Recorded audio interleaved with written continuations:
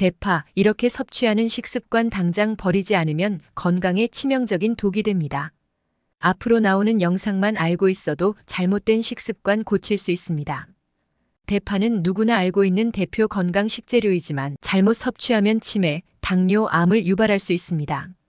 지금 보시는 영상 하나면 대파의 부작용과 효능을 완벽하게 정복 가능합니다. 영상을 시작하기에 앞서서 구독과 좋아요 꼭 부탁드리며 그럼 바로 시작하겠습니다. 먼저 대파는 식이섬유가 풍부하지만 섬유질을 과다하게 섭취하면 소화기 부담을 유발할 수 있는데요. 이로 인해 복부 팽만감, 가스 발생, 설사 같은 증상이 나타날 수 있으며 특히 대파에 포함된 프룩탄 성분은 일부 사람들에게 소화 불편을 초래할 수 있습니다. 과민성 대장 증후군을 앓는 사람들은 프룩탄과 같은 섬유질이 많은 식품을 피하는 것이 좋습니다. 또한 대파와 같은 파속 식물에는 유황 화합물이 다량 함유되어 있어 갑상선 기능에 영향을 미칠 수 있는데요. 갑상선 기능 저하증이나 갑상선 질환을 앓고 있는 사람들은 대파 섭취에 주의해야 하며 과도한 섭취는 갑상선 기능을 저하시킬 수 있으므로 전문가의 조언을 받는 것이 필요합니다. 뿐만 아니라 대파는 혈액을 묽게 하는 특성을 가지고 있으며 비타민 K가 풍부한데요. 비타민 K는 혈액 응고에 중요한 역할을 하므로 혈액 희석제를 복용 중인 사람들은 대파를 지나치게 섭취하지 않도록 주의해야 합니다. 대파 섭취는 약물의 혈액 희석 효과에 영향을 미칠 수 있어 의료진과 상담 후 섭취량을 조절하는 것이 중요합니다. 더불어 대파는 올리고당, 특히 프룩토올리고당을 함유하고 있어 소화 과정에서 많은 가스를 발생시킬 수 있는데요. 이는 복부 팽만감과 불편함을 초래할 수 있으며 소화기가 민감한 사람들은 대파 섭취량을 적절히 조절하는 것이 좋습니다.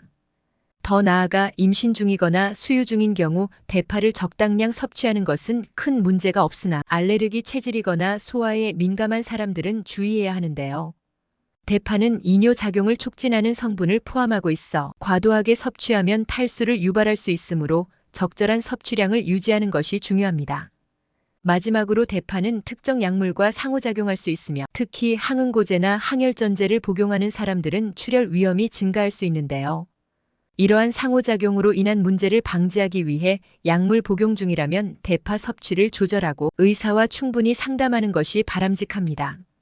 결론적으로 대파는 매우 유익한 식재료이지만 자신의 건강 상태와 체질을 고려하여 적절하게 섭취하는 것이 중요한데요. 필요하다면 전문가와 상담하는 것도 좋은 방법입니다. 지금부터 대파와 함께 섭취할 경우 몸에 좋지 않은 영향을 미칠 수 있는 식재료 3가지를 알려드리겠습니다. 첫 번째는 돼지고기입니다. 돼지고기와 같은 고지방 육류와 함께 섭취할 경우 문제가 될 수 있는데요. 특히 기름진 돼지고기 부위와 대파를 함께 먹으면 소화에 부담을 줄 수 있습니다. 대파에 포함된 식이섬유와 프룩탄 성분은 소화기 건강에 도움이 되지만 기름진 음식과 함께 섭취하면 소화가 더뎌져 복부 팽만감이나 위장 불편을 유발할 수 있습니다. 또한 소화기 질환이 있는 사람들은 지방 함량이 적은 돼지고기 부위를 선택하거나 섭취량을 조절하는 것이 바람직합니다. 두 번째는 튀긴 음식입니다. 튀긴 음식은 대체로 기름이 많이 사용되기 때문에 트랜스 지방과 포화 지방이 풍부한데요. 이러한 기름진 음식은 대파가 제공하는 항염 및 항산화 효과를 약화시킬 수 있습니다. 특히 대파는 소화를 촉진하고 체내 독소를 배출하는 데 도움을 주지만 튀긴 음식과 함께 섭취하면 오히려 소화기에 부담을 줄 수 있으며 소화 불량이나 복부 팽만감을 유발할 수 있습니다. 세 번째는 고추입니다. 고추는 매운맛을 내는 캡사이신 성분이 있어 소화를 촉진하고 체내 열을 발생시키는 특성을 가지고 있어 대파와 함께 자주 사용되는데요. 하지만 대파와 고추를 동시에 많이 섭취할 경우 두 식재료 모두 소화기를 자극할 수 있습니다. 대파에 포함된 프룩탄 성분은 일부 사람들에게 소화 불편을 유발할 수 있으며 고추의 캡사이신은 위벽을 자극해 속쓰림이나 소화기 질환을 악화시킬 수 있습니다. 특히 위장 장애가 있는 사람들은 두 재료를 함께 섭취할 때 소화기 부담이 더 커질 수 있습니다.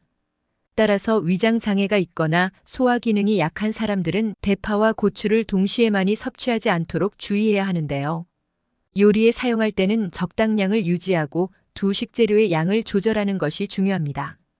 이렇게 대파와 함께 섭취하기에 영양학적으로 맞지 않는 음식 3가지를 살펴보았습니다. 대파는 매우 건강한 식재료이지만 다른 음식과의 조합을 신중하게 선택하는 것이 중요합니다. 대파를 더 건강하게 즐기기 위해 이 조합들을 피하는 것이 좋습니다. 대파의 놀라운 효능을 설명드리기에 앞서서 구독과 좋아요 부탁드릴게요. 다음은 대파에 어떠한 효능이 있는지 함께 알아볼까요? 먼저 대파에는 플라보노이드, 특히 강력한 항산화 물질인 케르세틴이 풍부하게 포함되어 있어 체내 염증을 줄이고 세포 손상을 방지하는 데 도움을 주는데요. 또한 대파 속 알리신 성분은 뛰어난 항균 효과를 지니고 있어 감염 예방과 면역력 강화에 기여하며 감기나 독감과 같은 호흡기 질환의 예방에도 효과적입니다. 뿐만 아니라 대파는 또한 소화 기능 개선에 중요한 역할을 하는데요.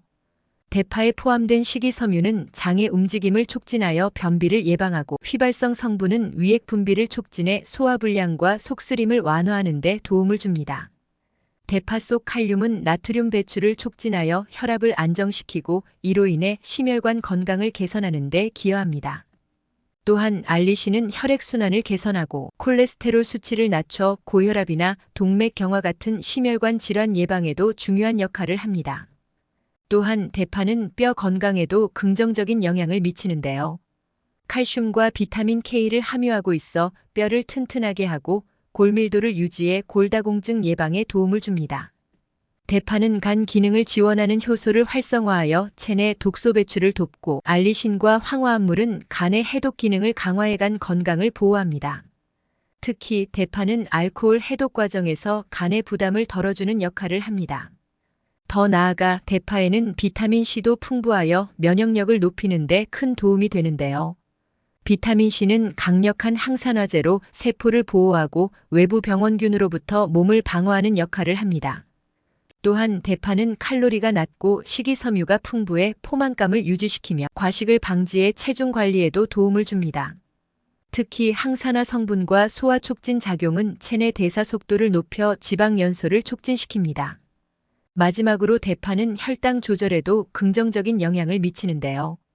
인슐린 감수성을 높여 혈당을 안정화시키고 당뇨병 예방과 관리에 도움을 줍니다. 특히 인슐린 저항성을 감소시켜 당 대사에 좋은 영향을 미치며 대파에 포함된 비타민 B군은 에너지 대사를 촉진하고 피로 회복을 돕습니다. 또한 철분이 포함되어 있어 체내 산소 공급을 개선하고 빈혈 예방에도 효과적입니다. 이를 통해 피로를 감소시키고 에너지를 증진하는 데 중요한 역할을 합니다. 이처럼 대파는 다양한 건강상의 이점을 제공하는 식료품으로 일상 식단에 포함시키기 좋은 선택입니다. 이제 대파와 함께 섭취하면 영양소를 더욱 극대화할 수 있는 3가지 음식을 소개해드리겠습니다. 첫 번째는 시금치입니다. 대파와 시금치는 모두 항산화 성분과 비타민이 풍부한 식재료로 함께 섭취할 때 면역력을 높이고 세포 손상을 방지하는 데 도움을 주는데요. 시금치에 포함된 철분과 비타민C는 대파의 비타민 K와 결합해 혈액 건강과 뼈 건강을 강화하며 두 재료의 풍부한 식이섬유는 소화를 촉진하고 변비를 예방하는 효과도 있습니다.